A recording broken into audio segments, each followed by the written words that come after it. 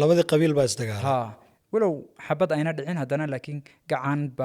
قاضية دعي أو برد إيو بانجذا إيو وحاس قدومي وحاس إسكولاين هير مركز دم يسوسه هو برسان هذانا الدولة دي إيو ليسوا دولة كلا لح استاكتو أو أدو هوش وقت عليو أنيقو وقت جاء هدا أديدو أي لواتميت هاي بوحن جو أنصدي هذا لواتك دوحي درام كوا ما الله بملهس بوحن جو أنصدي إن أنقر قبيل قلو وبلغنا الرير اسكو وايد سدا aniga shakhsiga ii saameynayso qof ay u saameynaysa malaha labadii dhinacba yaani aniga xog bay iga saameynaysa qoliyo wadaada ah waxaan la hadlay oo wadaadada culimada ka horeeyay odayaal dhaqameed baan kala hadlay ku iri arrinkaasi bal dadkan wadad muslim ah dhiigooda hala kala badbaadiyo xagee ka soo jeedaan labada dhinacba odayaashooda inta duruuftu ii saamaxday inaan arki karo la hadli karo qoliyo dhag jalaq iimaysiinin عليو دبعتها الصومالية قبائل كصومالية هيستا وحي كم يدها وهذا يمنت وكلا إنه كجد وين يمنت وحيليهن أضي رقمات سيدنا وكلا يجا إنه هو بدن قف البقر جسوا تا يمنيجا لكن أضي رقمات كودو وهذا الضمير لو برشيد ويكل عليان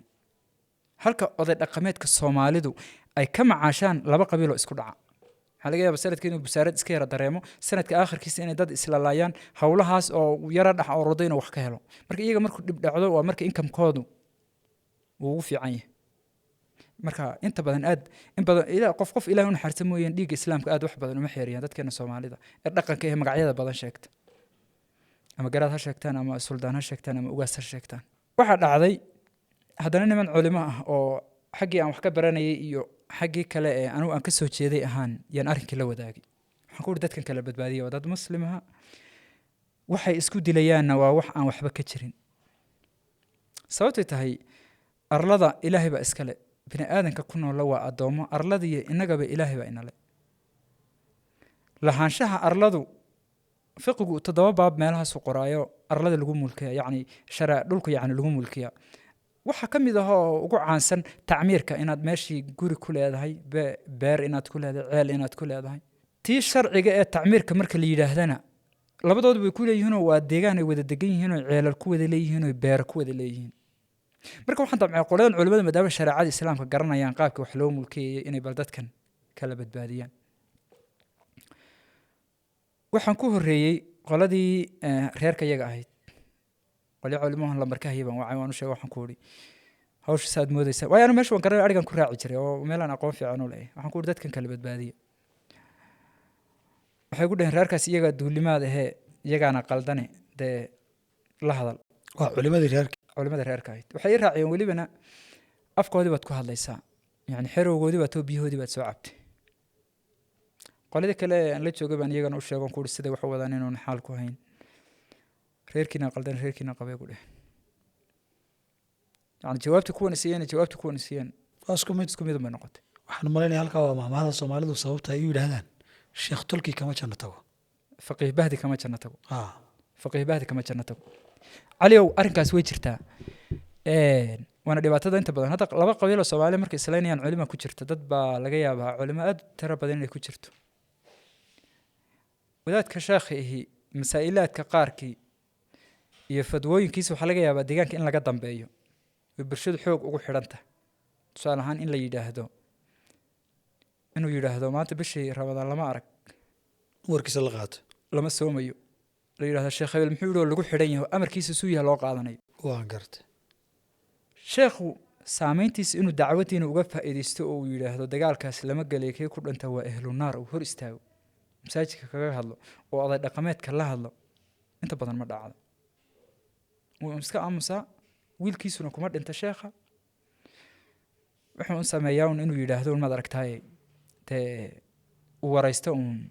كورير كيسة سبب وحجران ليلا ليلة الجيل بيصاد دينا ما وين صور رام يجعنا دقحتوري ها مساس ها تجهد بتكون ترى نديل نصور استفاع حديث النبي عليه الصلاة والسلام تلمامة يقفكوا هدي هنتديس يحوليس لصور لفتر كود نقلت فهني علي وهالكاس وان براروجين يا حق جرنمدا marka laga hadlayo way noocay badan tahay hadda shabaabku waa qayb kamid ah xaq jirnimada wad aragtay way isqarxiyaan aaminsan yahay waxaa laga yaabaa inuu yidhahdo hal qof baan eegayay bulsho badan oo meesha mujtamaca joogtana inuu gamta ugu istaago xagjirnimada dhaqanka soomaaligu waa qayb ka mid ah xagjirnimada wuxuu qabaa inuu 100 qof oo reer hebela inuu dilo caadifadii baa yani bulshadii culimiye caamo waxay uga xoog badan tahay si maxaa kaa galay marka xadiiska nabiga calaysay salaatu wasalaam tilmaamay qof isagoo gurigiisa jooga la soo weeraraayay inuu xoolihiisa iyo maalkiisa difaacay inay tahay arrin waajib oo diin ah inuu istifaaco tahay baa la qalad fahmay oo loo fahmay inaad banka isku doonataan qalad fahamkaasi oo diiniyan ah jira qof walba waxa laga yaabaa xadiiskaas ama ku soo qaata naftaadii maalkaaga inaad difaacdo waa waajib maalkaadii naftaadii inaad difaacdo waa sax laakiin waa markii gurigaaga lagugu yimaado man xirka la isku doontaa oo maya buuro iyo dhul bannaan oon cidlo lahayn oo ilaahay leeyahay baa la isku laynaya oo la isku haystaa aayaad baa loo soo delishanaya oo naf ilaahay dahirey baa u go'aysa aduu labadii culimaba markaan ku guuldaraystay inaan arrinkii ku qanciyo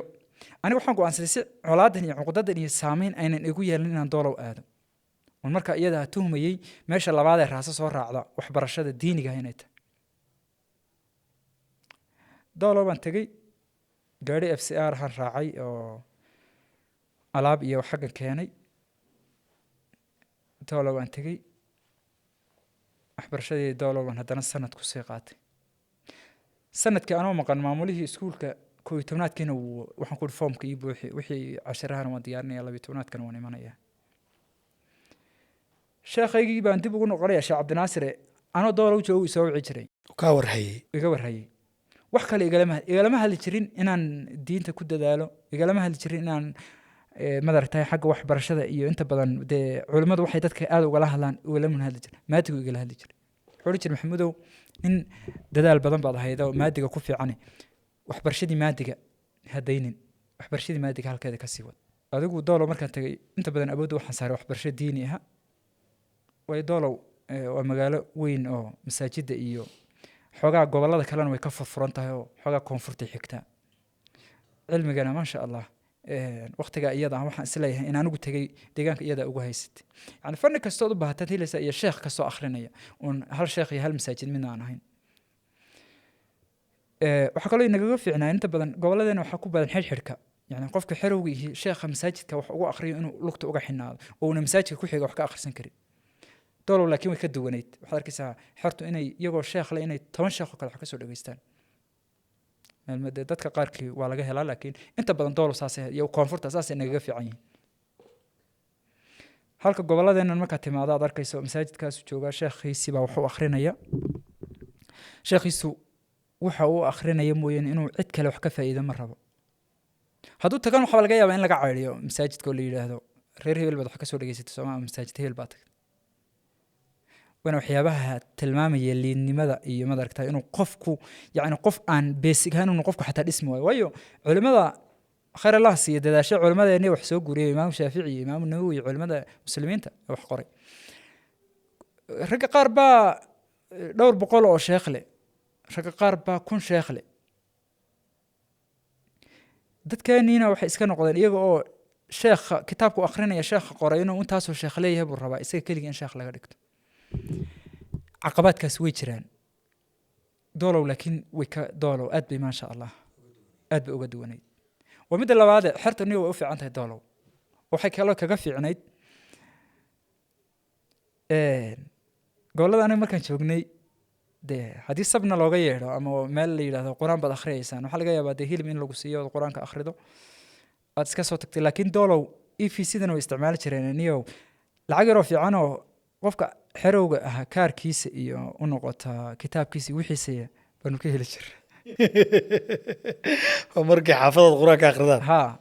marka doolow way ka fiicnayd badanayd waxa kaga sii fiicnayd وين أدبن أصبنا يعني دت كادو أدب وقرآن أخرس بدين حلقة يابا خميس دايني جمعة دايني إن كله ميل أد تي أي كاس عدو وحياب بدنا وقفك باهيه ستسالهان كار كاغا كتاب كأدو بهانت لينين بالله بيو إيج وحن ملاين أرنتا لكن مع التكتيين كترتو قولها هاد أرنتا ويفهم بان ملاين ويشرت لكن رقم فرقسي إنه هو الريان بيقولي إنه هو الريان مركو حد علماء حرت هاد ربطني مساجدك وحنا الدولة وهي لاونا والله تاده أنت أنا كل رجل ما أنا دولة هذا واحد كتير سوق هذا هرت waaye سأنا رقم مال الله وقدرين وقتك وسبدل إياه markii niyo doolo ma sha Allah meel aad u fiican bay ahayd oo xilliyada de abriil ha kululaato laakiin xirteedii iyo culimadeedii iyo bulshada ku nool waliba xagga xataa isdhexgalka iyo qabiilka magaalo aad ugu fiican weeyaan doolo oo bulsho badan oo Soomaaliyeed baa wada degan yani dad ha u banaadaan ama dad maamulka ha sheegtaan laakiin xagga soo dhaweynta bulshada iyo dad la dhaqanka laga yaabo gobolada qaar inaad tagto maanta markaad tagtid casarka shaaha aad dalbateed meherada tagtay in lagu yidhaahdo yaa tahay way waa reer is yaqaano meesha dadka jooga laakiin doolow waa magaalo iska xadaarad leh walow aan filayo dowladdii hore meelaha aan aad horumar badan haddii looga samayn lahaa yacni waa magaalo aadna u weyn oo laba webi u dhexaysa oo madaragtay maasha allah dee magaalooyinka uguna dhaqaalaha badan deegaanka ka mid tahay insha allah waad ogtahan filaya doolo aad baan u garanaya doolo aad baan u aqaan cali oo doolo waxbarashadeydii baan kusoo qaatay sanad aha sheekadeedii baan ku soconayahay aabba xanuunsaday oo wuxuu igu yidhi aabba waxaan rabaa dhakhtar muqdisho inaad igeyso waxaan ku yidhi gaari soo raaco doolo igu imi halkaasaan iska raacnay gaari lugta ahaanu doolo Soomaaliya ka raacnay amin galabaha muqdishaan ku tagnay adugu laba habeenna luuq joognay habeenna baydhabo joognay mooyaan muqdishona 3 bilood oon aabba ku soo hayay baan soo joogay dhakhtarka qaleen indhaha buu ku soo galay ilaahay waa soo caafiyey waan soo celiyay aabbo markaan soo celinayo aan muqdisho ka imanayo maadaama nin dee baahiyo faamila ay jiraan anigana dee qof borograamo la-aan waxaan raadinayay jaamacad islaami ah oo waddanka dibaddiisa inaan helo ama turki ha noqoto ama maaragtay sacuudi ha noqoto ama waddamo kale ha noqoto yacni jaamacad diini ah inaan helo wax aqoontayda sii horumariyo hadafkaasaan kaga soo tegay hadafka u dambeeyaan marka aan jigjiga imanayo qorshahaya aan ku imanaya kaasoo ah يعني جيجا توانيجي بان إمد أنا لابا بلوت شوقو رمضان كي كورونا مساجد الحرية بسوق لي أنا لابا بلوت شوقو حتى ورقي نبت جليد إن باسبور كسور رات سدي إن رب إنت باسبور قاتنا جامعة كهول كلام وت على مركز نقطي وحي ورنا نقالة وبهنية جامعة ديني كذا نرادين نقالة وبهنت هاي وذاك الصون عمرية نقالة وبهنت هاي وحين نقطي أركتدي أنا السعوديين هنسبدله waraaqihii inaan meel intaan la laabay inaan meel iska dhigo waraaqihii nabadgelyada aan ka soo qortay rabay inaan baasaboor iyo waxaas ku qaato si aan jaamacadii wax u raadiyo waxay noqotay inaan waraaqihii intaan la laabo meel inaan dhigo un hadafkaygii bedelo ahaa inaan jaamacad diiniha raadiyo sababtay tahay markaan jigjigay mid cid dhaqaale igu saacidaysana ayna jirin reerka iyaguna reer dee dhaqaal ahaan isaacidaya aynan ahayn wixiina in dhaqaaluun uu ku xidhan yahay waxaan go'aansaday jaamacaddiina inaan halkaa baabkeeda ku laabo noloshayda inaan maareeyo tawaalidkay inaan wixii aan u heli kara inaan u qabto waagaan anigu waxbarashadeeda iyo waagii aan ka adkaado aniga tayada iyo tawaalidkay inaan jaamacaddiina waagaa aan baxaan go'aansaday waxay noqotay waxaan kusoo aaday marka xilli dee xirfado badan oo saasaana ma lahayne qur-aan baan islahaa dhigtid intaad bal magaalada kala qabsanayso laakiin waxaan kusoo aaday oo markaan 2 bilood joogay masaajidii baa la xidhay waxa la yidhi 2 isu iman kartaa ma jirto karoonii baa dhacay darasadii waa fasax waa 2020kii 2020kii baa jigjiga soo gashay aan jigjiga soo galay welibana waxaan filayaa ma ayaantan soo baxayay bay ahayd mise intaan gaariga soo saarnaa iyo 20gii welibana taariikhda sanadka cusub ay ahayd waan filayaa sanadka cusub baan imid 20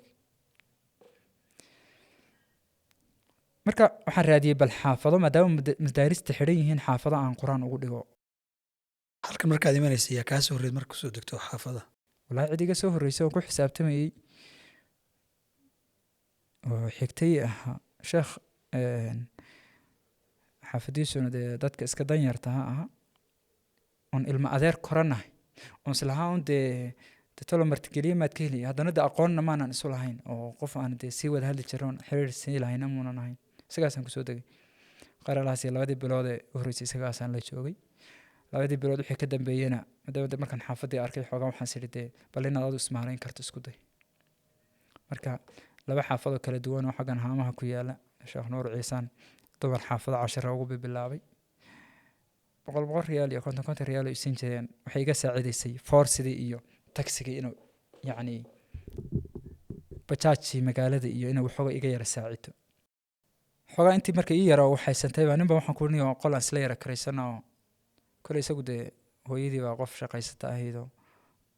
isku hadaf maanaan ahayn laakiin marka iyada wuxuu igu yidhi niyo waxbaan kaa faa'iidaysanayaa waxna waan isla diyaarinaynaa qolka kiradiisa waan kula bixinayaa buu igu yidhi marka waxaan ku yidhi waa yahay qol 1,000 riyaal ahaan u karaysanay isla bishii dhexdeeda buu igu yidhi niyo barnaamijka aniga xaggayga suuragal ima noqonayso yacni inaan bishii kula bixiyo saas ahaa cali anoo ka fikiraya 1,000 riyaal xageed ka keentaa bisha qolka ka bixin lahay yaa ilaahay maqaadirtii gabadhaan jaar ahaynoo anugu aan madaragtay u dhigay inta badan ducooyinka xisnul muslimka iyo safiinaha iyo waxaasaan u akhriyey waa maamo weyn oo gabadheeda markaa iyada ahaa gabadha ay dhashay ee u yar baa 3 ilmood haysatay mise 2 ilmood waxaan ka haysatay yacni qof weyn oo waayeelahay ahayd waayeel ha ahaatee qof far garanaya oo wax akhrinaya ma ah haddana ilaahay fadligii intaan guriga la deganaa ducooyinka salaada ee iftitaaxa allahu akbar ilaa iyo dhammaad bay korka ka xifdiday marka maalin baan iska soo bariidiyey ana culayska gurigana isaaran yahay jaar maadaamaan ahay marka waxay ugu tiroon alla sheekh maxamuud wiilkaygii hebel ahaabaa lacag 1 riyaal igu kaa dhiibay wiilkana miyaa istaqaaneen wiilkiis ma aanan aqoon hay'ad buu shaqaynayay iyadaa laakiin u sheegtay oo maadaama dee macalinkeedii ana iyadaa tidhi wiilkaas kole saan u fahmay anugu waan gartay walaahi 1,000 riyaal wixii la isiiyey ee igu qiimaha badnaa buu noqday qolkii riyaal yacni qol aan kiradiisa ka fikirayay 1,000 riyaal baan qolka iskaga bixiyey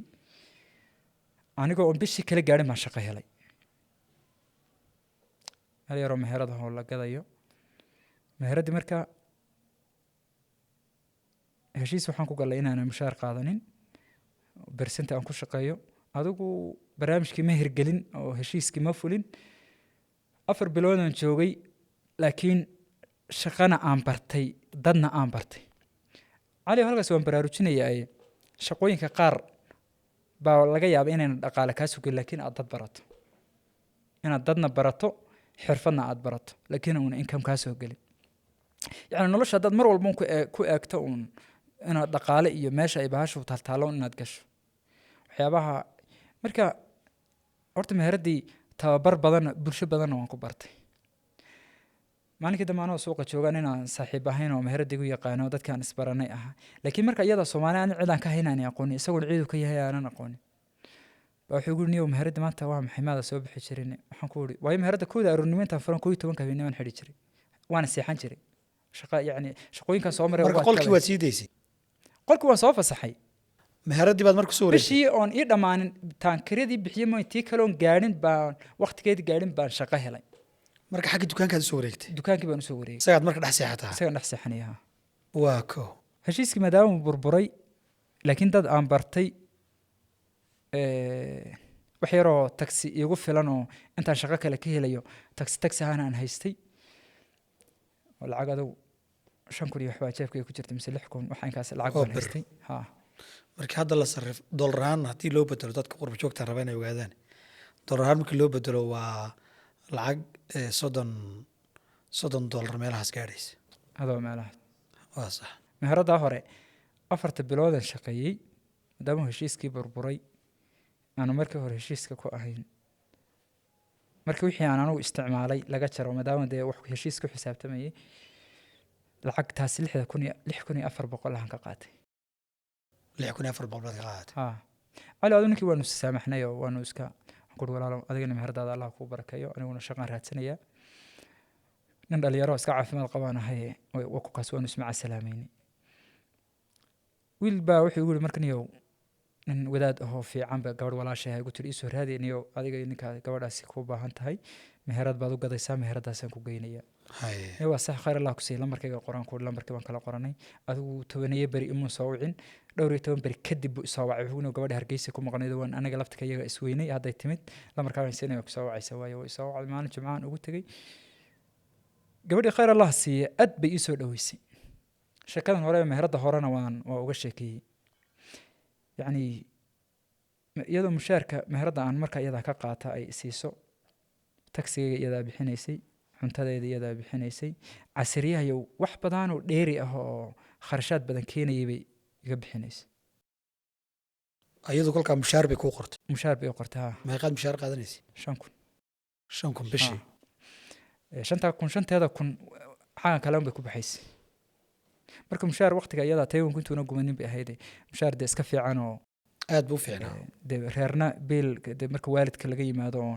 wax culays badan ima saarnayn. guri aad degtaad marka karaysatay? guri baan karaystay, qolkii kirada iyadaa iga bixin jirtay, oo mushaarkaaga ka madax bannaan. cuntadan iyadaa bixin jirtay, tagsigaygan iyadaa bixin jirtay. yani aad bay maasha allah inta qof yani shaqaalaha laga dadaalo iga dadaashay. khayr allah siiyo gabadhaasi. Khayr Allah Allah siiyo. barakeeyo. aad baan weliba isugu fiicana weli waana u ducaynayaa qofku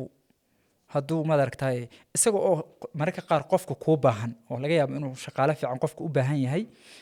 haddana baahida uu qofku kuu baahan yahay baahidaad u baahan tahay ma aha inay keento inaad qofka u mahad celinin. laba jeeraba qof walba xataa tilmaan yar maalinku siiyo waa inaad u mahad celiso. yani aad baan gabadha uga mahad celin. waan u mahad celinaa gabadha. sabab iyada intaan meesheeda joogay maana xirfadaha qaar bartay madaragtaay maasha allah. meeqa sanaad u shaqaynaysa? niyow meherada kuma raagin. sax wey. meherada kuma raagin markaan waxaan ku soo aaday meherad daahi iyo waxay ahayd daahi iyo roogag iyo alaabaha guryahay ahayd. marka xilli waxaan ku soo aaday bishaan shaqada galay bishii ku xigtay mise bishii ku xigtayba ramadaan soo galay. waana taqaanaayo suuqa daahiyadu inta badan xilliga ramadaanka iyo welibana 10ka damba ay suuq leeyihiin oo jaami maadaama ciida loo diyaar garoobo. maadaama ciida loo diyaar garoobay. cibaadadii ramadaanka masaajidkan tegi lahaa iyo shaqadii suuqa halkaasay cidhiidhi ka yimid. ramadaankii markaa wuxuu noqday ramadaankan ugu cibaadada liitay. waa inaad 5tii salaadood tukato ee waajibka ahayd baa wax weyn ah. sunno iyo taraawiix hadalkeeda dawaayo 10ka leelatu qadriga ku jiray u dhameeyay ramadaanka waa 10ka suuqaasi xaamiga yahay oo aroortiisa u timaado macal afurka xagaas lagu keenaya 6daad ku gaaraysa. waa amal meherada daahid iyo kuwa dharkii waa wada sidaas. meherada caruuraha dharkooda lagu iibiyo kuwa dharka dadkii waa sidaas. marka aniga qiyamkaygiiba ka hor timid oo ahaa shaqada aan qabanayaa inaynan xagga cibaadada caqabad igaga imaanin. qaacidadii taalay aniga taa ah. xirfadaan damcaynaan bilaabo oon shaqadan iska fasaxo. inaan maxamed la yidhaahdo oo marka iyada ahayn daahiyada xidhi aan daahirka iyo xirfadahan inaan bilaabo aan doonayay baan la tashada waxaan ku niyow bal barnaamijka ka warran baan ku wari maxaa kaa soo galay daily wuxuu yidhi intaasaa iga soo gashay. isagaa markaa kusii shaqaynaya. isagaa kusii shaqaynayay. waa gartay.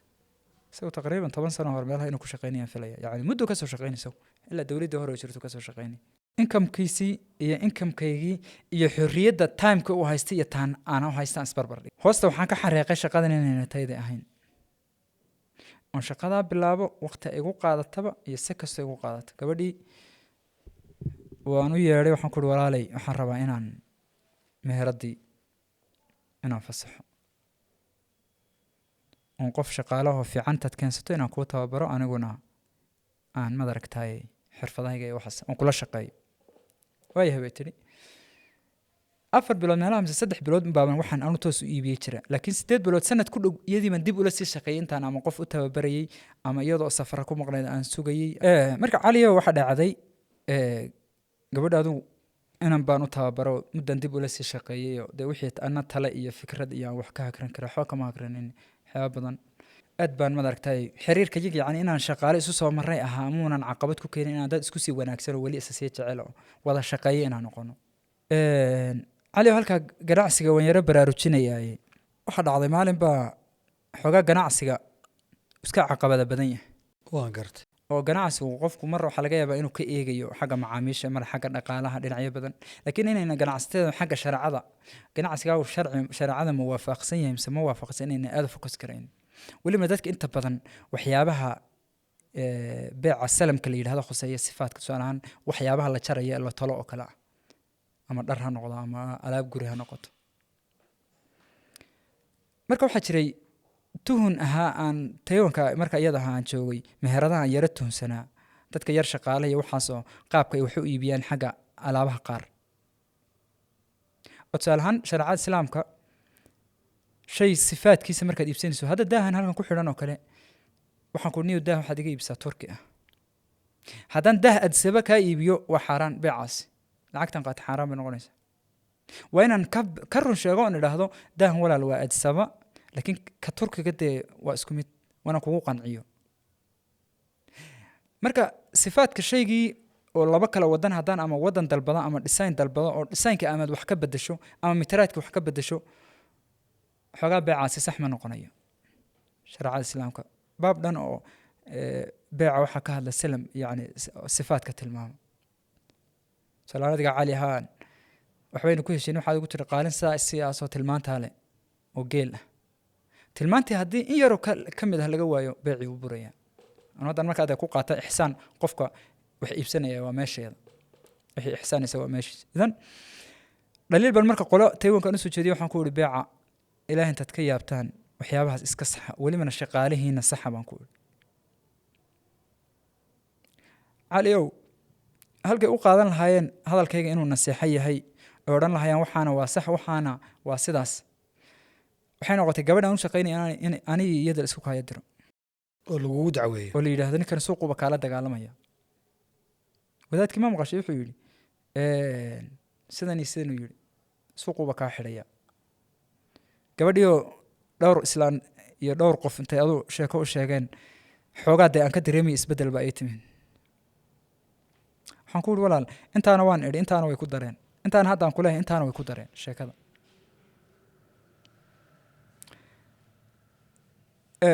taa waxaan ka baraarujinayaa un ganacsatadeenu in badanoo ka mid ah xagga shareecada islaamka marka la yihahda qaabka ay wax u iibsadaan unu farweeyinku godan tahay maalin baa anagoo dhalinyaraan sheekaysanoo taywankii gubtay sababihii gooyey baanu ka sheekaysanay waxaan ku niyo anigu sababka ugu weyneen isleeyahay un waa xagga marka dee sababo badanoo dadku sheegayaan laga yimaado waxaan ku ihi anigu waxa badanoo u gubay waa xasad iyo wax khuseeya mad aragtaay xagga beeca xagga beeca khiyaanadii aan ilaahay raalli ka ahayn shaqaalahoo kale waxaa laga yaabaa shay buu qofka iibinayaa qiimaha uu qofka ka iibiyey iyo qiimaha uu qofkii xaqlaha u gudbiyey inuu farqi u dhexeeyo taana waan baraarujinayaa taywankii baan saa u eegayoo dhallinyaradii shaqaalahayday joogtay 2 iyo 3 qof mooyaane wax aanu xoolo aan lehay aan u dhiiban lahaa baan ka waayay cali oo intaan saas u eegay maadaama aad garanayso isdhex gasheen saddex galon dhalinyaro wada shaqeynaa yihiin hal qof oon xoolahay aan anigu maxamuud ahaan leeyahay aan ku aamino ayaad ka arki weyday baan ka arki waayo qof iyo 2 iyo marka laga tegi waayo arrintaasina waa arrin xaaraan ah waa arrin dhibaatadeeda leh welibana dadka shaqaalaha xagga ammaanada ay fudaydsadaan qofku yacni shaqaaluhu markuu yahay waxaa la rabaa ammaanadu inay farasti ahaato caliow waxaa kaloon baraarujinayaa meeshaas ganacsatada waaweyn dhaliilaa ka jira dhaliilaha ka jira waxay tahay dadkeenu maadaama dad iska sabool yihiin inta badan isma garab qabtaan tusaale ahaan adoo meherad joogo oo shaqaale ah markaad wax hindisto matalaad barnaamijkaasaan rabaa inaan sameeyo waan rabaa inaan madaragtaa isbeddel ku sameeyo waxaa jawaabta aad ka sugaysaa waa 3 mid inuu intu kuwa aamuso isagu awoodaa oo dhaqaale ahaan buu awoodaa kaaba kuu beeyey fikradaadi qaadaba inuu yidhaahdo waa markuuna macluumaad ka haysanin inuu ku yidhaahdo niyo waa saxe dasheer aan ku noqono ninkaad adigu garabka ka sugaysa waa midda saddexaade inuu ku qaybta yani inuu negative ku isticmaalo ku yidhaahdo niyo waxaan ma fiicino faa'iido ma leh iska badaa ku niyad jabiyo jawaabaha waxaad ka sugtaa ganacsatada inta badan waa noocaas